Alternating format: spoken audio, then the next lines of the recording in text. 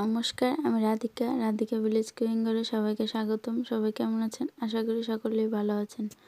একাদশী special বাদামের সালাদ। তো বাদামের সালাদটা কীভাবে বানানো যায় চলুন দেখে আসি। বাদামটি এখন আমি ভাজা নেব।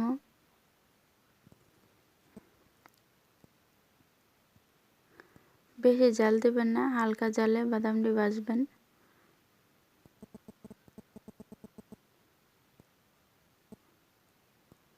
আর লাড়ার উপরে রাখবেন,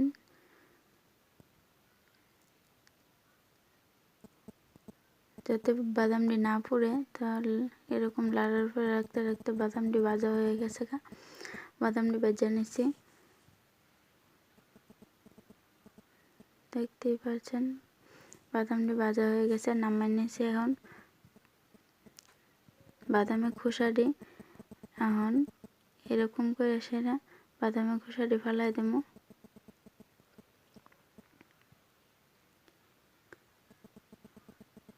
বাদামের খোসাটি পরিষ্কার করে নিচ্ছি।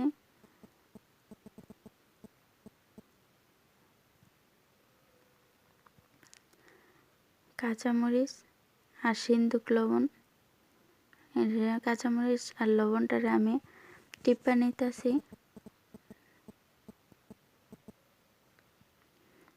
ধনেপাতা কুচি আর ক্ষীরাটি কুচি করে নিছি।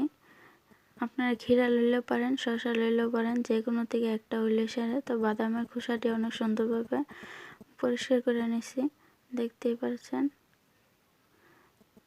এখন এটি মিক্সড করে নেব। বাদামের সালাদটা অনেক স্বাদ, যারা যারা খাইছেন না তারা বানিয়ে খাবেন, আশা করি ভালো লাগবে। একাদশীর দিন একজন মেহমান আসছিল আমাদের ঘরে, আমি বানাইছি, ভাবছে স্বাদ হইতো না, খানা পরে দিয়ে সেটা খাইছে, খাইয়ে দেয় না স্বাদ হয়েছে, পরে দিয়ে আবার খুঁজা লইছে, এরকম তো রয়েছে। আপনারা বানিয়ে খাবেন, অবশ্যই ভালো লাগবে। Tata, bye bye.